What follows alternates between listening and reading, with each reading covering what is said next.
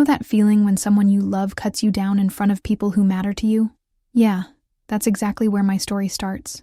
I'm Rachel, and I'm about to tell you how my own sister's cruelty at what was supposed to be a celebration dinner changed our family forever. It was supposed to be a happy occasion.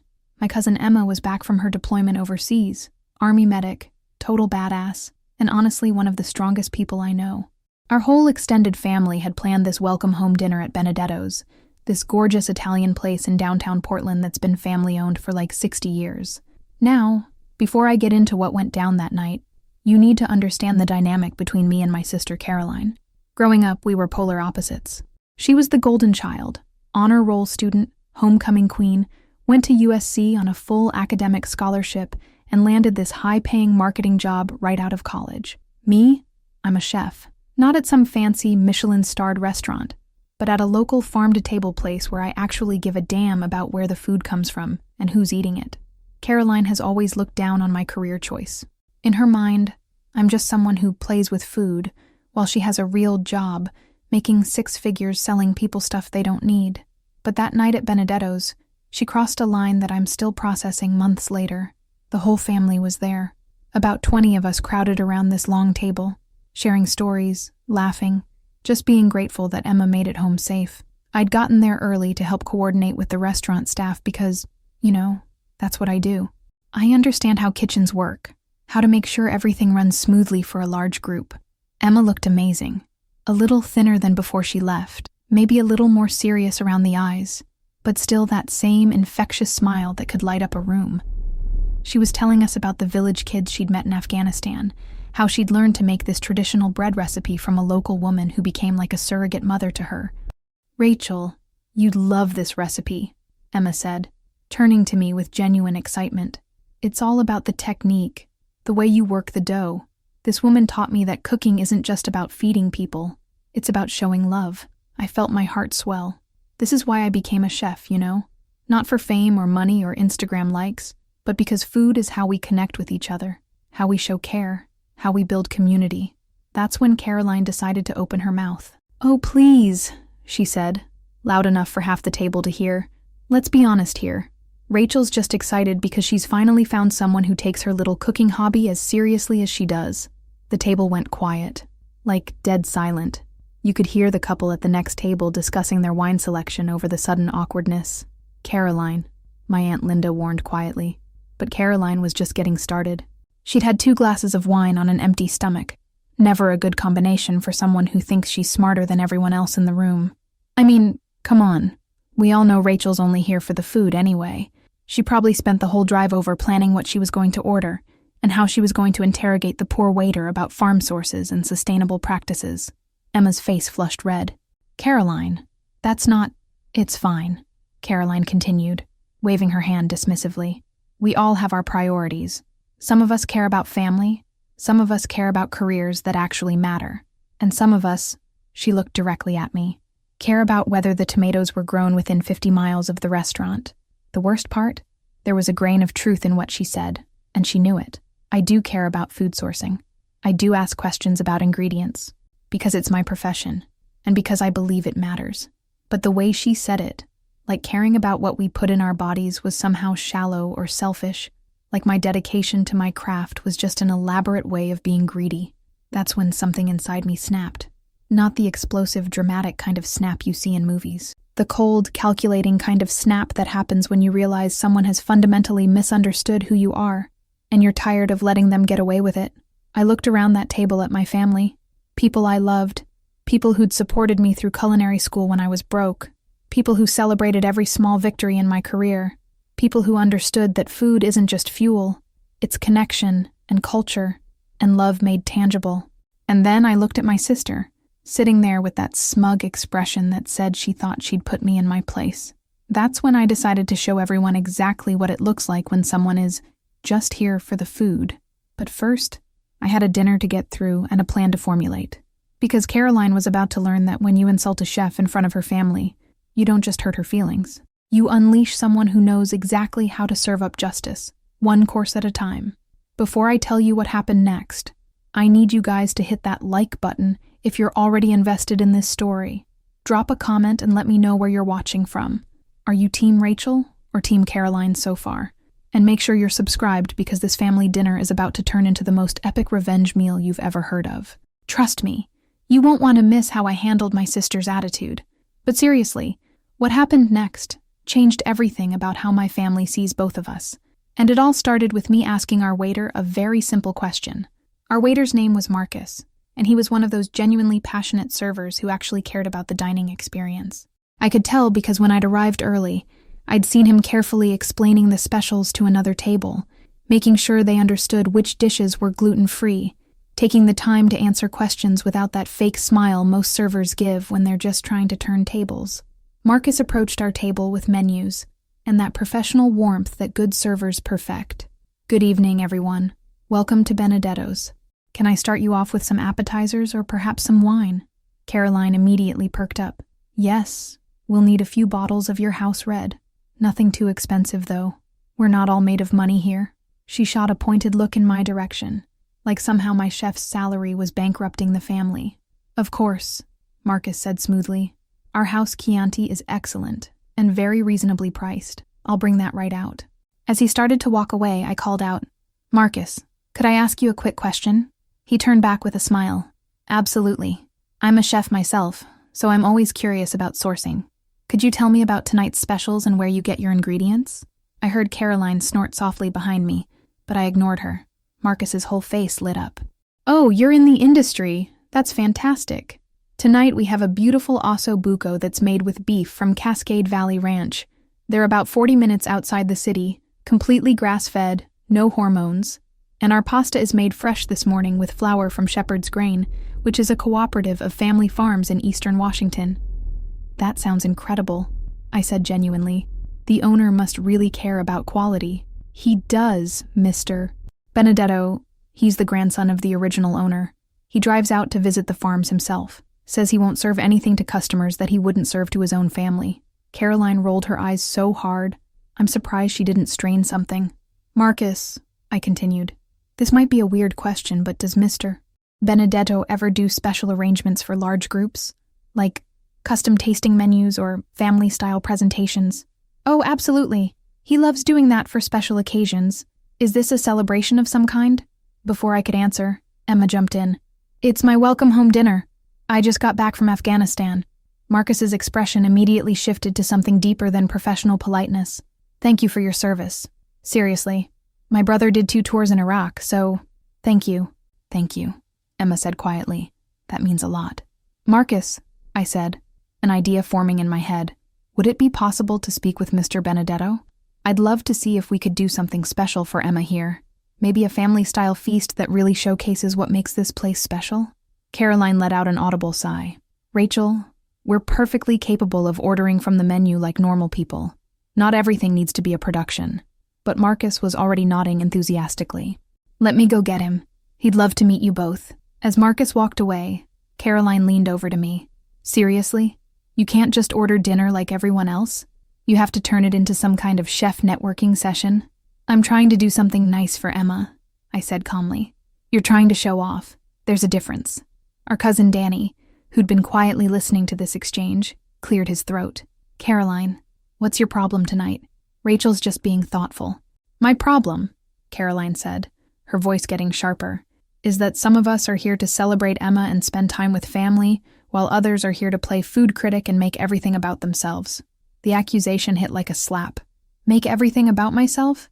I was literally trying to arrange something special for Emma. Caroline, our Uncle Mike said firmly. That's enough, but Caroline was on a roll now. She'd found her target and she wasn't backing down. What? I'm just saying what everyone's thinking. Rachel turns every meal into a lecture about organic this and locally sourced that.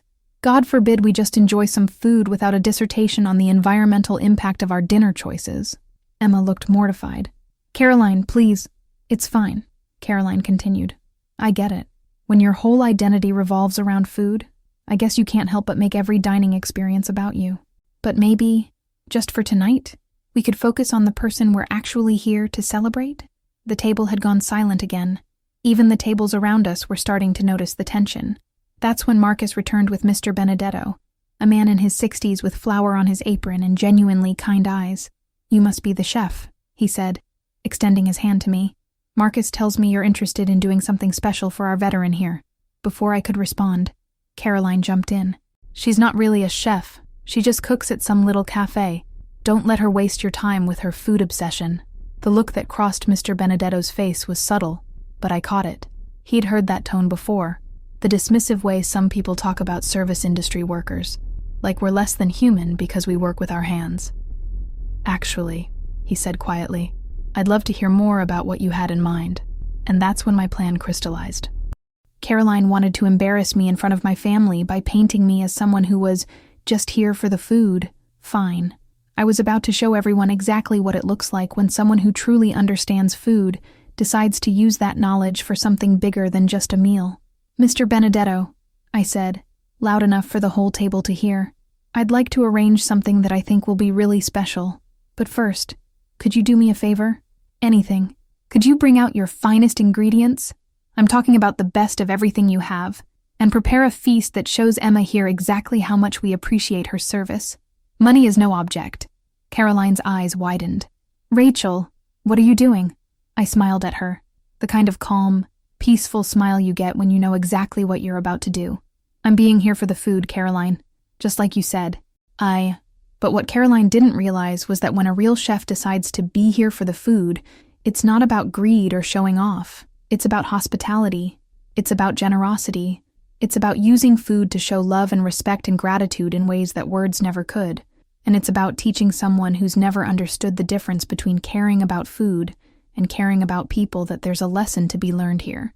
A lesson that was about to be served up one course at a time. Mr. Benedetto's eyes lit up like I'd just offered him the chance to show off his life's work. Which, in a way, I had. You know what? He said, looking around our table with genuine warmth. Emma, your family here understands something important. Food isn't just about eating. It's about honor, celebration, bringing people together. Let me show you what real Italian hospitality looks like. Caroline shifted uncomfortably in her seat. Rachel, this is really unnecessary. Oh, but it's not, I interrupted, still smiling. You were absolutely right, Caroline.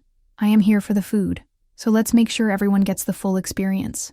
Mr. Benedetto disappeared into the kitchen, and within minutes, Marcus appeared with another server, both carrying trays of appetizers that looked like works of art.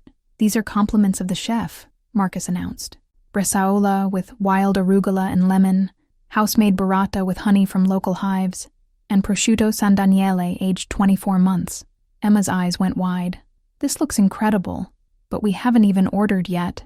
Don't worry about it, I said, catching Marcus's attention. Marcus, could you also bring out your best bottle of Barolo, the one Mr. Benedetto saves for special occasions? Rachel, Caroline hissed, do you have any idea how much you're spending? Actually, I do. And you know what? It's worth every penny to celebrate Emma properly. The bread came next. Warm, crusty loaves with 3 different types of olive oil for dipping. Then antipasti platters piled high with roasted vegetables, olives, and artisanal cheeses. The wine was poured with ceremony, Marcus explaining the vintage and the vineyard like we were at a sommelier course. Our family started to relax into it. Uncle Mike was asking Emma about her favorite foods overseas.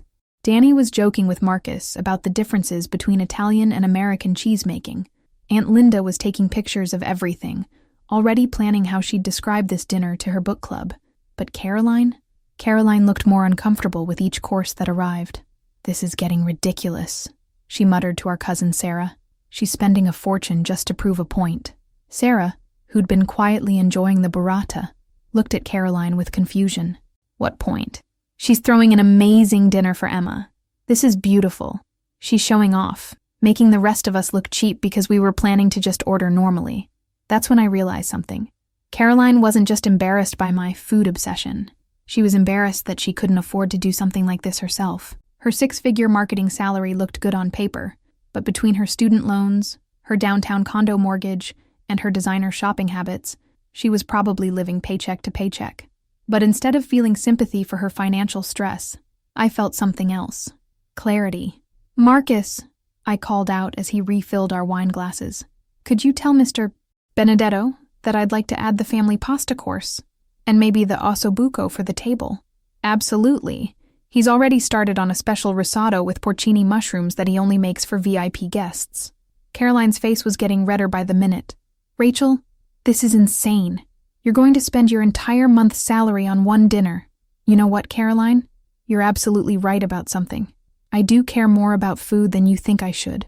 The table quieted down, sensing another confrontation brewing.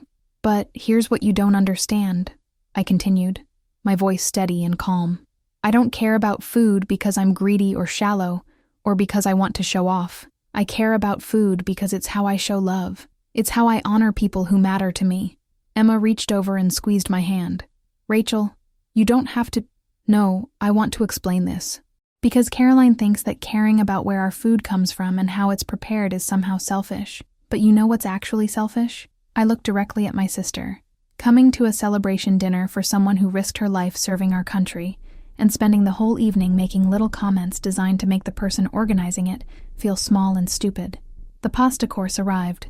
3 different preparations, each more beautiful than the last. Marcus explained each dish while Caroline sat in silence, her appetite clearly gone. This is incredible, Emma said, tears actually forming in her eyes. Rachel, this is the most thoughtful thing anyone's ever done for me. You deserve it, I said simply. You deserve to be celebrated properly. Uncle Mike raised his wine glass. To Emma and to Rachel for putting this together. This is what family is supposed to feel like. Everyone at the table raised their glasses except Caroline, who was staring down at her plate like she was trying to disappear into it. That's when I made my next move. Marcus, I said, I need to settle up the bill for tonight, but I want to make sure I'm covering everyone. I gestured around the table. All 19 of us. 19? Marcus looked confused, counting heads. I count 20. Oh, that's right.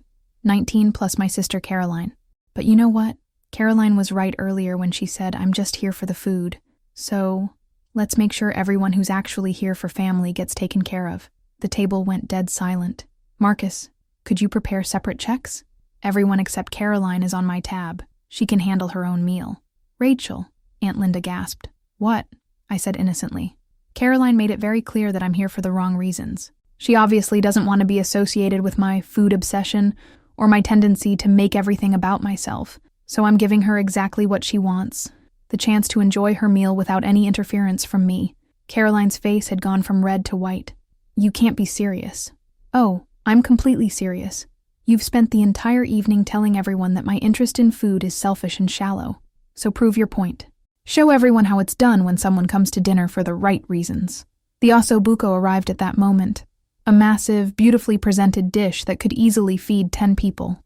Mr. Benedetto himself brought it out, beaming with pride. This, he announced, is for the family that understands what food is really about. Enjoy, with my compliments. Caroline stared at the feast surrounding her. Food she couldn't afford to pay for herself, food that was being shared freely with everyone except her, food that represented everything she'd mocked me for caring about. And for the first time that evening, she was completely speechless. But I wasn't done yet, not even close, because when someone spends an entire evening questioning your motives and dismissing your passion, you don't just prove them wrong. You teach them exactly what they've been missing all along. The rest of dinner was interesting.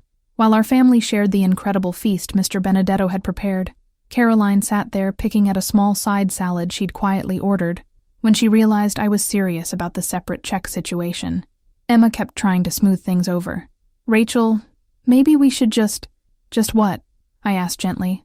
Just pretend that Caroline didn't spend the entire evening insulting me in front of our family? Just act like it's normal for someone to come to a celebration dinner and spend the whole time making the organizer feel like garbage? Uncle Mike nodded slowly. Caroline, what you said earlier was out of line. I was just being honest, Caroline muttered, stabbing at her lettuce. Rachel does get obsessive about food stuff. There's a difference between being passionate about your profession and being obsessive, Danny said. Rachel's a chef. Of course she cares about ingredients and preparation. That's like getting mad at a doctor for caring about medical accuracy. Caroline's jaw tightened. It's not the same thing, isn't it? Sarah asked. I mean, Rachel literally feeds people for a living. She knows what she's talking about. Meanwhile, I was having the time of my life. The osso buco was perfect. The meat falling off the bone, the sauce rich and complex. The risotto was creamy and earthy, with mushrooms that tasted like they'd been foraged that morning. Every bite was a reminder of why I'd fallen in love with cooking in the first place. Emma, I said, You have to try this risotto. Mr. Benedetto used a technique where he toasts the rice with— Oh my God, Caroline exploded. There you go again. Can't you just eat without giving a lecture? The table went quiet again. Actually, Emma said firmly, I want to hear about the technique. Rachel, how did he toast the rice?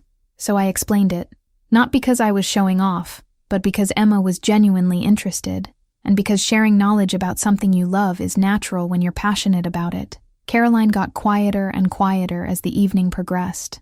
Every time someone complimented the food, every time a family member asked me a question about cooking, every time Marcus brought out another beautiful course, she seemed to shrink a little more into herself. The final courses were dessert, tiramisu made with ladyfingers that had been soaked in espresso and amaretto, and gelato that Mr. Benedetto had made fresh that afternoon.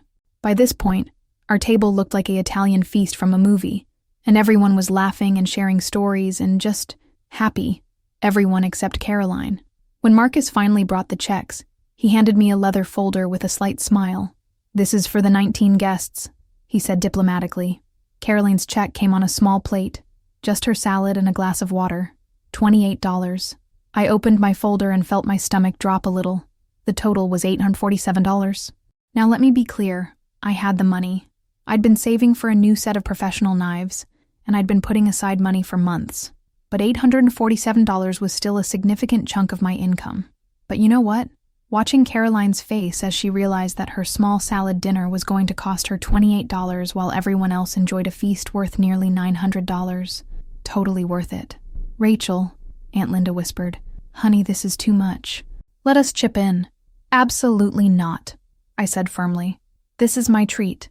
Emma deserves this. And honestly, this is the best money I've ever spent. I handed Marcus my credit card without hesitation. Caroline was staring at her check like it was written in a foreign language. $28 for a salad? Well, I said sweetly, you wanted to handle your own meal. That's what independence looks like. This is ridiculous. A salad shouldn't cost $28.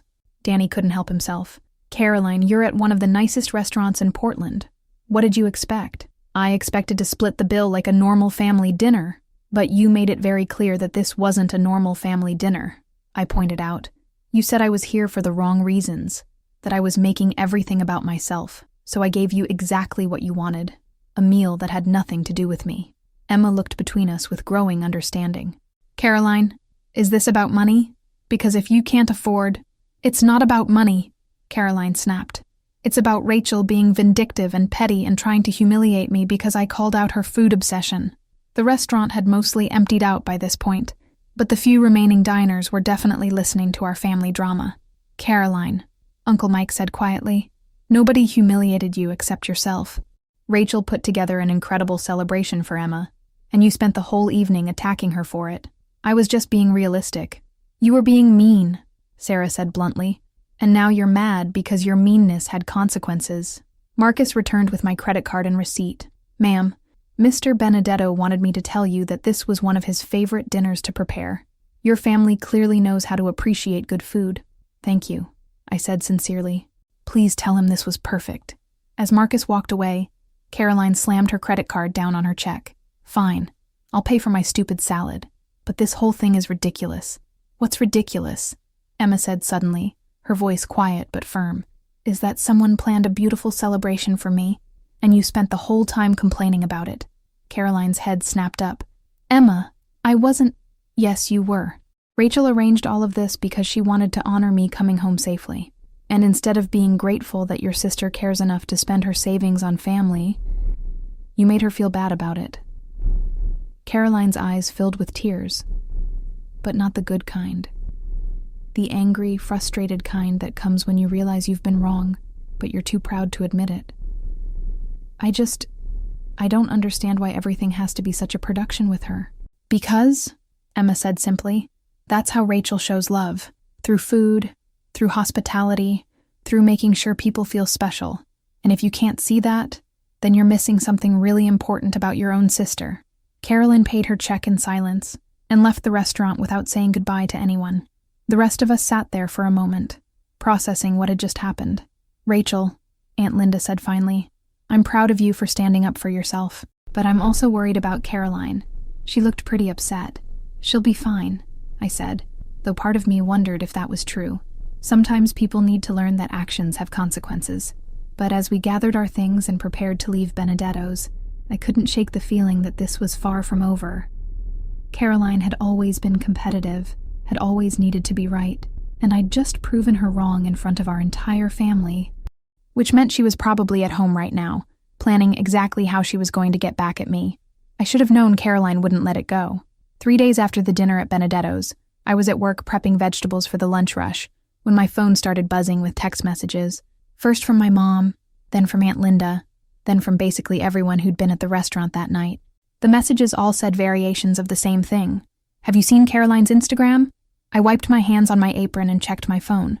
Caroline had posted a series of Instagram stories that made my blood boil. The first was a photo of her holding her $28 receipt with the caption, "When your sister forces you to pay $30 for a salad to teach you a lesson about family talk or toxic family, sibling drama, expensive lessons." The second was a longer post. PSA: If someone in your family works in food service, apparently you're not allowed to have opinions about their obsession with turning every meal into a lecture. God forbid you want to just enjoy dinner without a dissertation on farm-to-table sourcing. Check chef problems, mana family drama, non-food snobs. But the third one was what really got to me. It was a screenshot of the Benedetto's menu with the prices circled, and a caption that read, "Imagine spending $900 to prove a point, instead of just being a normal person who can take constructive criticism. Some people really can't handle being called out. Petty revenge, wasting money, priorities. Constructive criticism." She was calling her behavior constructive criticism. I was so angry I had to step outside behind the restaurant to avoid taking it out on my prep work. My phone rang almost immediately. "Emma.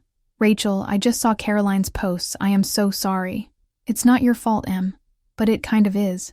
If I hadn't come home, if we hadn't planned that dinner..." "Stop. Don't you dare apologize for us wanting to celebrate you. Caroline's the one who chose to be nasty, and she's the one choosing to double down on it now." "I know, but, Rachel, she's making you look really bad online.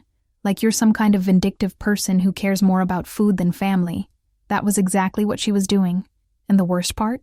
Some people would probably believe her version of the story. Caroline had always been good at spinning narratives to make herself look like the victim. "Emma, can I ask you something?" "Anything." "That night at dinner, before all the drama started, how did the food make you feel?" There was a pause. "Like I was home. Like I was loved. Like someone had put real thought into making me feel special. That's all I ever wanted. That's why I care about this stuff. Not because I'm obsessed or showing off, but because food is how I show people they matter. I know that. Anyone with half a brain knows that. Caroline's she's embarrassed, and she's lashing out." After we hung up, I went back inside and tried to focus on work, but every few minutes my phone would buzz with another notification. People were sharing Caroline's posts, adding their own commentary. Some supportive, some not so much. The comments on her posts were brutal. "Your sister sounds like a food snob. Who spends $900 on dinner? I mean, it was kind of petty to make her pay separately. Wait, she's a chef, and she spent $900 to prove a point? That's crazy." But there were other comments too. Your sister threw you an amazing celebration dinner and you complained about it the whole time? She sounds generous and you sound ungrateful. Actually, this sounds like your sister knows how to show appreciation, and you don't know how to receive it gracefully. Ma'am, your sister is a professional chef who arranged a special dinner for a veteran family member, and you criticized her for it? The problem isn't her. Reading the comments was like watching strangers dissect my family's dysfunction in real time. It was mortifying. Around 2 p.m., Danny texted me, "Heads up, Caroline called Mom. She's apparently concerned about your financial decisions and thinks the family should intervene before you bankrupt yourself trying to impress people." I actually laughed out loud at that one. Caroline was so determined to be the victim that she was now trying to paint my generosity as some kind of mental health crisis. But then Mom called. "Rachel, honey, Caroline told me about the dinner. She said you spent almost $1,000. Mom, it was a celebration for Emma. It was worth every penny. But sweetie, that's so much money. Are you sure you can afford that? Caroline's worried that you're getting too caught up in trying to prove something. Mom, stop, please. I'm 32 years old, I have a good job, and I can spend my own money however I want, especially when it's to honor Emma coming home safely." I know, but Caroline spent the entire evening being nasty to me, and now she's trying to make me look irresponsible to cover up for her own behavior. Don't let her manipulate you into thinking I'm the problem here. There was a long pause. Rachel, you know I love you both equally. Mom, this isn't about equal love. This is about Caroline being held accountable for treating me like garbage in front of our entire family.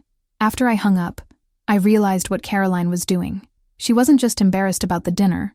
She was launching a full campaign to rewrite the narrative, to make herself the victim of my obsession and financial irresponsibility, instead of the person who'd been cruel and dismissive, and it was working, at least with some people. That's when I decided to fight back, but not on social media, not with public posts or defensive explanations. Caroline wanted to play games? Fine. But she'd chosen to mess with someone who understands that the best revenge isn't served hot or cold. It's served exactly when your opponent least expects it, in a way that reveals their true character to everyone who matters. And I knew exactly how to do it, because Caroline had made one crucial mistake in her social media campaign. She'd painted herself as someone who was above caring about food, someone who valued real things like family and genuine connection, which meant she'd given me the perfect opportunity to show everyone exactly how much she really valued those things when it came time to put her money where her mouth was. The plan I started forming that afternoon was beautiful in its simplicity. Caroline wanted to be the family member who cared about the right things. Perfect. I was about to give her the chance to prove it. 2 weeks later, I got the phone call I'd been waiting for. Rachel? It was our cousin Danny, and he sounded stressed. I need to ask you a huge favor. What's up? It's Emma. She's been having a really hard time adjusting since she got back. Like really hard. She won't talk to anyone about it, but I can tell she's struggling. Sarah thinks she might be dealing with some PTSD stuff. My heart sank. Emma had seemed fine at the dinner. But then again, people who've been through combat are often good at hiding their pain. What do you need me to do? We want to do something for her. Something that shows we're here for her. That we support her transition back to civilian life. But Rachel, we're all broke. Sarah's still paying off student loans, I'm saving for a house, and everyone else is just scraping by. What did you have in mind? That's the thing. We don't know. We're not creative like you are. We don't know how to put together something meaningful on a budget. But after seeing what you did at Benedetto's, we thought, maybe you could help us figure something out. I felt a warm glow in my chest. This was exactly the opportunity I'd been hoping for. Danny, I'd love to help. What if we organized a potluck dinner? Everyone brings something homemade. We focus on comfort food and family recipes. Make it about love and support instead of expensive ingredients. That's perfect. But where would we have it? My apartment's too small, and Sarah's place is even smaller. We could use my place. I've got space, and I can coordinate the menu so everything works together. Rachel, you're amazing. But are you sure? After everything that happened with Caroline, what about Caroline? Well, she'd have to be invited, right? I mean, she's family. But after her Instagram posts and everything, this was the moment I'd been waiting for. The perfect setup. Of course Caroline should be invited. This is about Emma, not about our drama. Besides, Caroline made it very clear that she values family over food obsessions. This will be her chance to prove it. Are you sure that's a good idea? Danny, Caroline spent 2 weeks telling everyone that I care more about expensive food than family. A potluck is the opposite of expensive. It's about people contributing what they can, working together, showing love through effort instead of money. If she really believes what she posted, she should be thrilled about this. 3 days later, I sent out a group text to the whole family. Hi everyone. Danny reached out about doing something supportive for Emma as she transitions back to civilian life. I'd love to host a family potluck at my place this Saturday at 6 p.m. The theme is comfort food and family recipes. Bring a dish that represents love and home to you. Let's show Emma that family support doesn't have to be expensive to be meaningful. Please RSVP and let me know what you're bringing so I can coordinate. The responses started rolling in immediately. Mom, what a wonderful idea. I'll bring my meatloaf and mashed potatoes. Aunt Linda, count us in. I'll make my famous mac and cheese. Uncle Mike, I'll handle drinks and paper goods. Sarah, I'm not much of a cook, but I can bring a salad and help with setup. Danny, this is perfect. I'll bring garlic bread and help with cleanup. Emma, you guys are amazing. I'll bring dessert, those chocolate chip cookies you all loved when we were kids. Everyone responded within a few hours. Everyone except Caroline. 2 days passed. Still nothing from Caroline. Finally, the night before the potluck, she texted the group. Sorry for the late response. Work has been crazy. I'll try to make it if I can get away. Try to make it, if she can get away. For a family dinner specifically organized to support our veteran cousin who was struggling with her transition home. I texted back to the group, "No worries, Caroline. If you can make it, just bring whatever you can. Even if it's just yourself. The important thing is showing Emma we're here for her." Saturday arrived, and by 5:30 my apartment was filled with the most incredible smells. Mom's meatloaf in the oven, Aunt Linda's mac and cheese bubbling on the stove, Danny's garlic bread warming in foil. My contribution was a big pot of homemade chicken and dumplings, Emma's favorite comfort food from when we were kids. Everyone pitched in with setup. Sarah arranged flowers she'd picked from her garden. Danny strung up some string lights to make the space feel cozy. Uncle Mike set up a playlist of songs from our childhood. At 6:15, Emma arrived and immediately burst into tears. The good kind. "You guys," she said, looking around at the spread. This is exactly what I needed. That's what family is for," Mom said, hugging her tight. At 6:30, we were all sitting around my dining table, and the extra card table I'd borrowed from my neighbor, sharing food and stories and laughter. Emma was relaxed in a way I hadn't seen since she'd been back, talking about her plans to use her GI benefits to study nursing. At 7:00, Caroline showed up. She walked in wearing a designer dress and carrying a bag from Whole Foods. "Sorry I'm late. Work was absolutely insane. I brought some artisanal cheese and crackers from the gourmet section. Artisanal cheese and crackers. To a potluck where everyone else had spent hours making family recipes by hand." "Caroline!" Emma jumped up to hug her. "I'm so glad you made it. Of course, I wouldn't miss supporting you. Though I have to say, this is quite the spread. Very rustic. Rustic." She said it like it was a disease. I watched as Caroline surveyed the scene. All of us in casual clothes, eating comfort food off mismatched plates. My apartment decorated with Sarah's garden flowers and Danny's dollar store string lights. "This is so sweet," she continued. "Very authentic. I love how everyone just brought whatever they had lying around. Whatever they had lying around. Like Mom hadn't spent 3 hours making her famous meatloaf from scratch. Like Aunt Linda hadn't gotten up at 5 a.m. to make her mac and cheese the way her grandmother taught her. "Actually," Danny said, "everyone made something special. These are all family recipes." Oh, how lovely. Very Pinterest-worthy in a home-style way. Caroline opened her Whole Foods bag and arranged some expensive-looking cheese on one of my plates. I would have cooked something, but like I said, work has been absolutely crazy. Sometimes you just have to grab something quick, you know? The table went quiet. Not the uncomfortable quiet from Benedetto's, but the kind of quiet that happens when everyone suddenly understands something important at the same time. Emma looked at Caroline's store-bought cheese, then at the table full of homemade food that people had spent their day preparing for her. "Caroline," she said slowly, "everyone else found time to cook something." "Well, not everyone has a high-pressure corporate job, Em. Some of us have more demanding schedules than others." Sarah's fork stopped halfway to her mouth. "Caroline, I work 60 hours a week at the hospital, and I still made time to contribute." "That's different." "How is it different?" Uncle Mike asked. Caroline looked around the table, realizing she'd walked into something she didn't understand. "I just mean, look, this is very sweet, but let's be honest. Some people have more time for domestic activities than others. I contribute to the family in other ways." "What ways?" Emma asked quietly. Caroline's mouth opened and closed like a fish. Because what could she say? That she contributed by criticizing other people's efforts, by posting about family drama on Instagram, by showing up late with store-bought cheese to a dinner specifically planned to support her cousin? I provide emotional support and practical advice. And she trailed off, looking around at faces that were no longer hiding their disappointment. "Caroline," Mom said gently, "everyone here spent their Saturday cooking for Emma. Rachel organized this whole thing, opened her home, coordinated the menu. What did you contribute besides criticism?" And that's when I realized I didn't need to say anything at all. Caroline had proven my point better than I ever could have. Because when it came time to show love through effort instead of money, when it came time to prioritize family over work, when it came time to actually demonstrate the values she claimed to hold, she'd brought store-bought cheese and a list of excuses. The woman who'd spent 2 weeks telling everyone that I cared more about food than family had just shown up to a family support dinner with the least amount of effort possible. And everyone at that table could see exactly what that meant.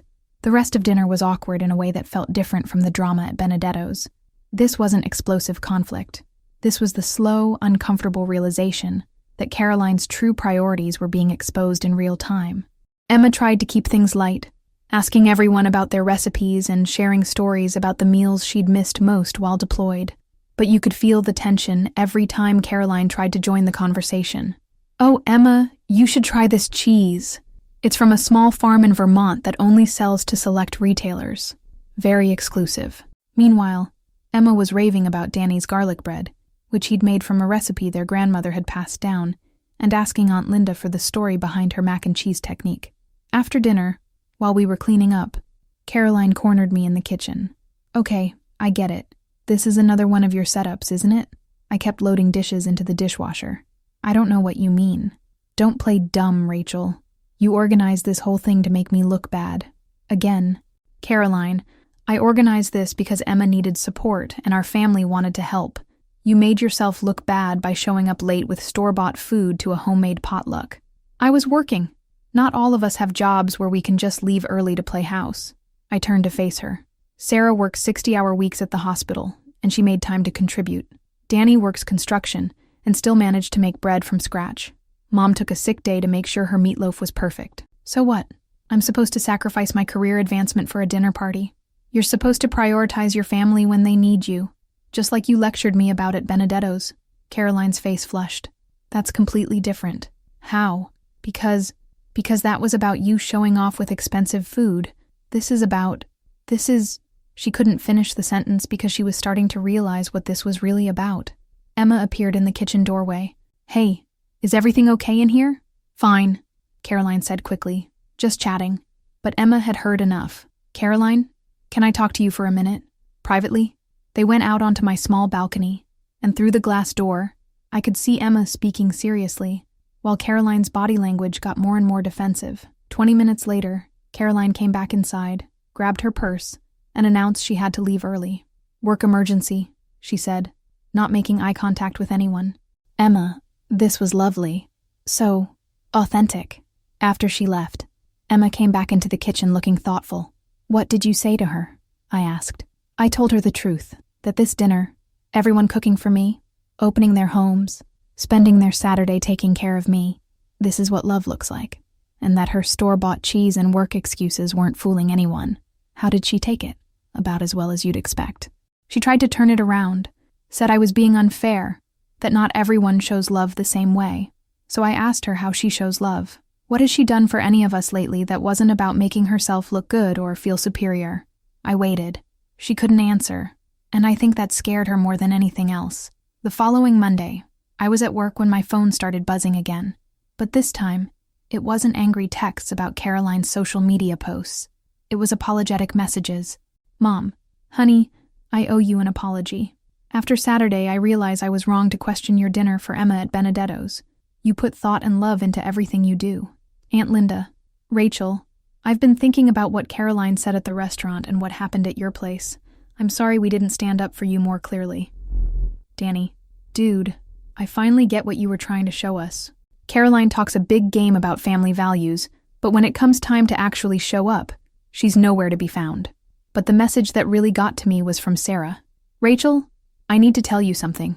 Caroline called me yesterday and asked me to talk to the family about staging an intervention for your spending problem. She said you're clearly having some kind of crisis and we need to help you before you bankrupt yourself trying to impress people." I told her she was out of her mind. An intervention. For being generous to my family. That afternoon, Uncle Mike called me directly. "Rachel, I want to apologize. And I want to explain something about Caroline that I probably should have mentioned earlier." "What do you mean?" "She's been struggling financially for months.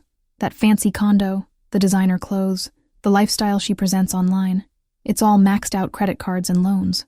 She's been borrowing money from your parents and making up stories about why she needs it." My stomach dropped.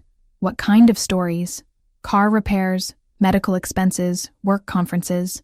But last month your mom found out Caroline used a loan for emergency dental work to buy a purse that costs more than most people's rent.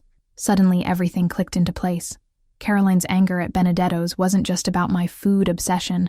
It was about watching me spend money she didn't have on something she couldn't afford to do herself. Her criticism of the potluck wasn't about authenticity versus pretension.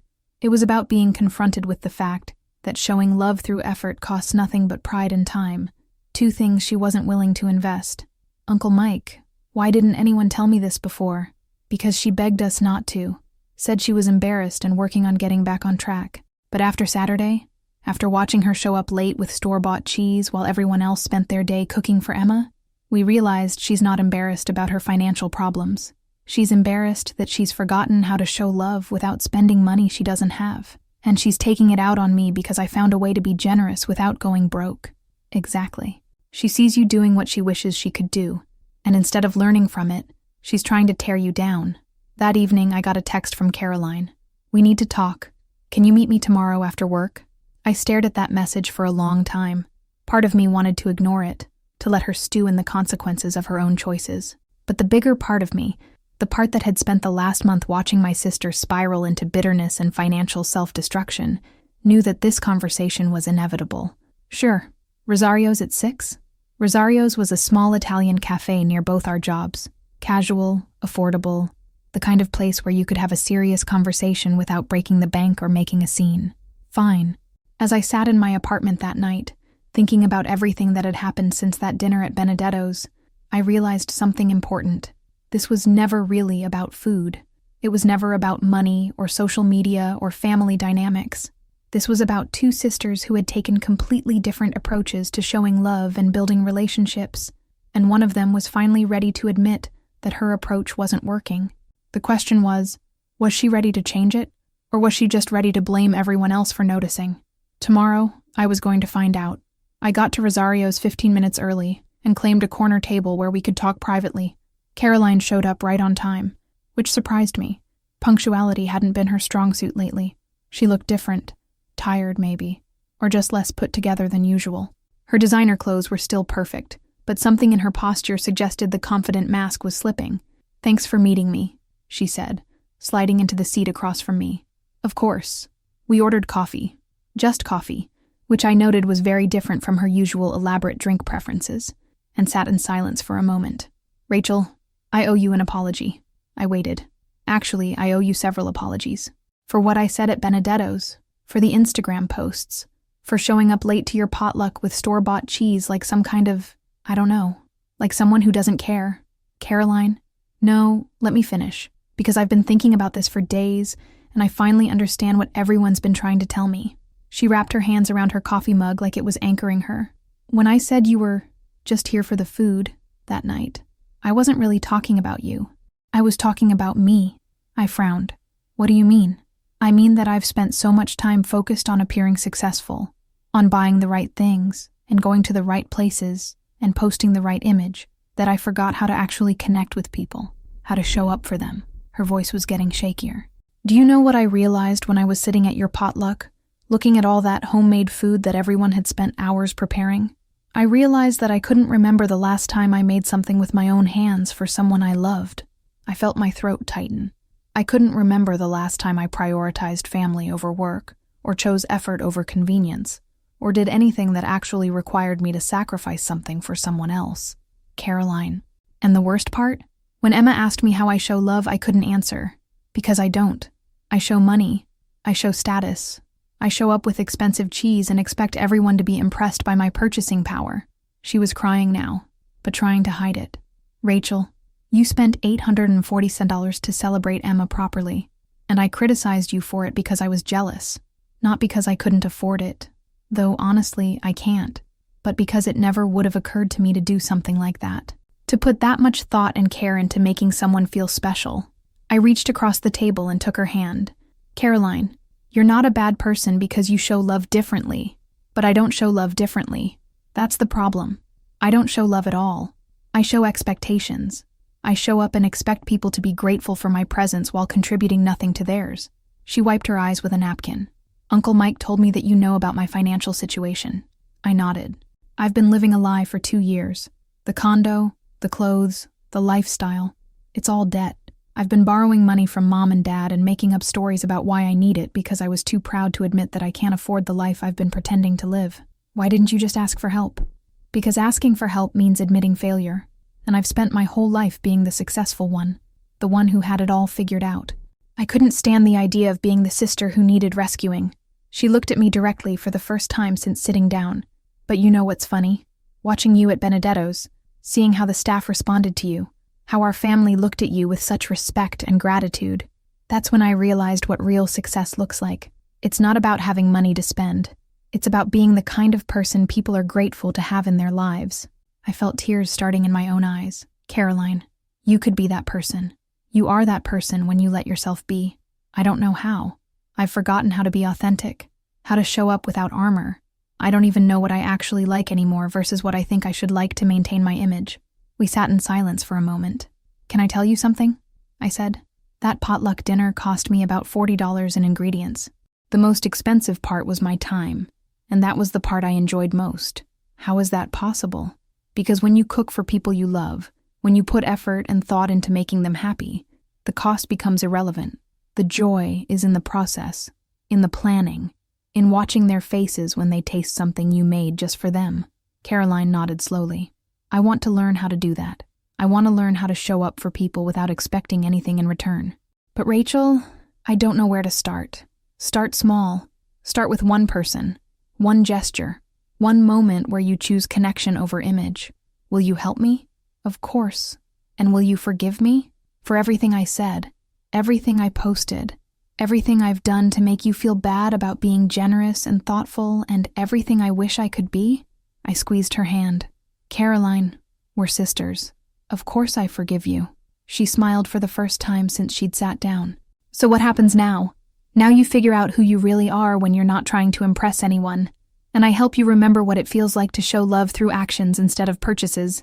Can we start with Emma? I want to do something real for her. Something that actually matters.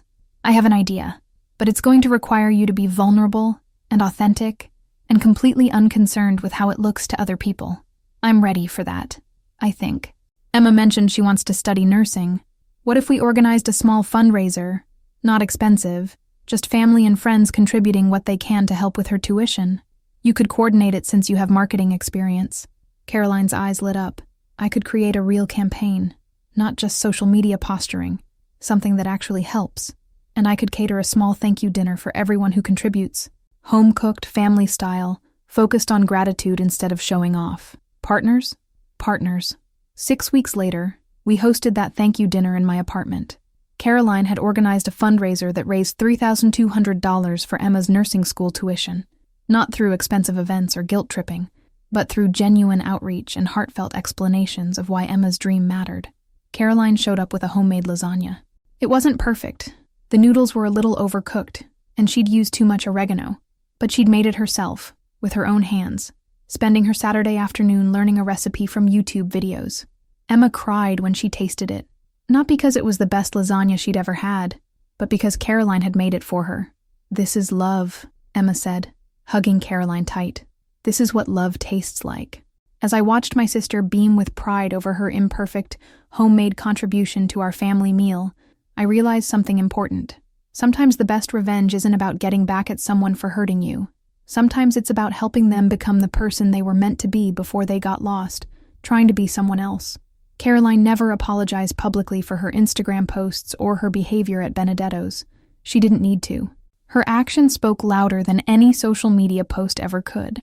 She started showing up, really showing up, with effort, with authenticity, with homemade food and genuine care, and the kind of presence that says, "You matter to me," without requiring a price tag to prove it.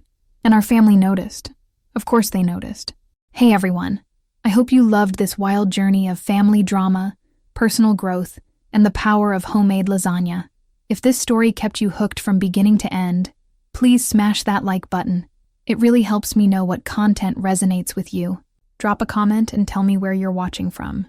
And let me know, have you ever had a family member who criticized your passions or generosity? How did you handle it? Was Caroline right to change? Or should Rachel have handled things differently? Make sure you're subscribed because I've got more incredible family stories coming your way. Tales of sibling rivalry, holiday disasters, and people who learned the hard way that actions really do have consequences. You won't want to miss what's coming next. Thanks for joining me on this journey. And remember, sometimes the most expensive thing you can give someone is your time, effort, and authentic care. No credit card required. Until next time, keep showing up for the people who matter. And don't be afraid to call out those who don't.